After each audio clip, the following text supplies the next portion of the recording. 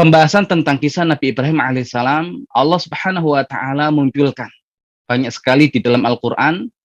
Bahkan Allah Subhanahu wa taala menjadikan satu surat secara khusus dengan nama surah Ibrahim, karena memang Nabi Ibrahim alaihissalam seorang yang begitu luar biasa.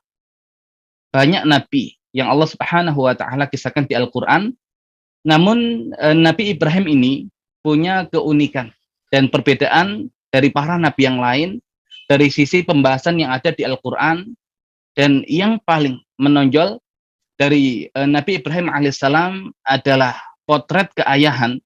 Seakan Allah Subhanahu wa taala ketika mengkisahkan tentang kisah Nabi Ibrahim di dalam Al-Qur'an, Allah ingin agar kita umat Islam meneladani Nabi Ibrahim ini sebagai sosok ayah yang luar biasa, agar generasi yang kita hasilkan sama seperti putra-putra Nabi Ibrahim alaihissalam yang kesemuanya Allah Subhanahu wa taala jadikan sebagai seorang nabi, juga anak cucu Nabi Ibrahim alaihissalam yang merupakan generasi yang Allah Subhanahu wa taala banyak jadikan di antara mereka adalah seorang nabi dan rasul. Maka wajar ketika gelar untuk Nabi Ibrahim adalah Abul Anbiya.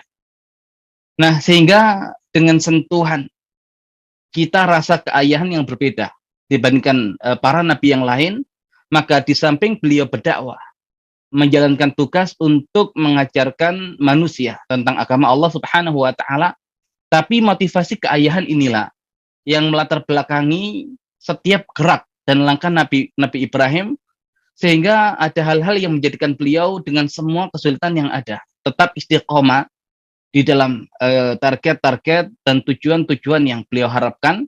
Dan itu yang nanti akan coba kita gali lebih dalam berkaitan dengan bagaimana Nabi Ibrahim sebagai sosok nabi yang juga Allah Subhanahu wa taala potret sebagai sosok ayah istiqomah dalam menjalankan setiap tugas-tugas yang Allah Subhanahu wa taala bebankan kepada beliau.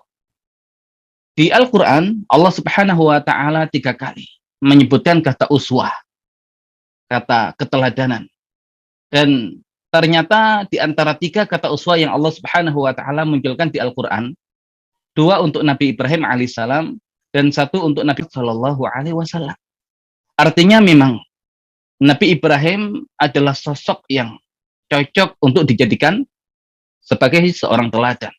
Nah, bagaimana kita meneladani Nabi Ibrahim kalau kita tidak menguasai, kalau kita tidak mengetahui detail perjalanan hidup yang dialami oleh Nabi Ibrahim alaihissalam. Dan kalau kita lihat satu surat di Al-Quran, yaitu surat Al-Baqarah, di mana surat Al-Baqarah ini tema besarnya adalah kepemimpinan di muka bumi. Sehingga Allah Subhanahu wa taala menyebutkan kisah Nabi Adam sebagai pemimpin pertama di muka bumi. Allah sebut dengan khalifah. Inni ja'ilun fil ardi khalifah. Sesungguhnya aku akan menjadikan di muka bumi khalifah, seorang khalifah.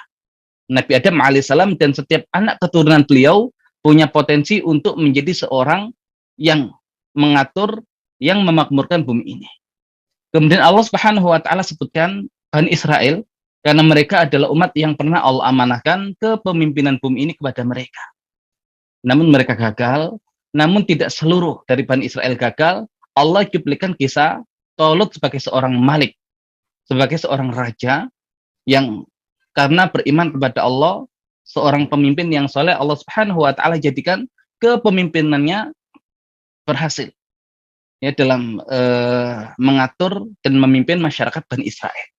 Tapi yang unik ketika Allah Subhanahu wa taala munculkan kisah Nabi Ibrahim di surat Al-Baqarah, Allah Subhanahu wa taala berfirman, wa idzibtala Ibrahim rabbuhu bikalimatin fa'atammahun qala inni ja'iluka linnasi imama. Dan ingatlah ketika Ibrahim diuji oleh Rabb-nya dengan kalimat-kalimat ujian, fa'atammahun, maka dia menyempurnakan ujian-ujian itu. Maka balasan yang Allah Subhanahu wa taala berikan, inni ja'iluka linnasi imama. Sesungguhnya aku akan menjadikan engkau wahai Ibrahim bagi manusia imama, seorang imam. Khalifah pemimpin, malik pemimpin, imam pemimpin. Tapi perbedaan dari istilah-istilah itu, yang namanya imam, sebagaimana sabda Nabi Muhammad sallallahu alaihi wasallam, innama ju'ilal imamu liyutamma bihi. Sesungguhnya imam itu dijadikan untuk diikuti. Maka kalau ada imam, pasti ada makmum. Nah, kalau Nabi Ibrahim adalah sosok uswa yang Allah munculkan di Al-Quran, maka apakah kita ini menjadi makmumnya Nabi Ibrahim? Nah, ini yang terpenting.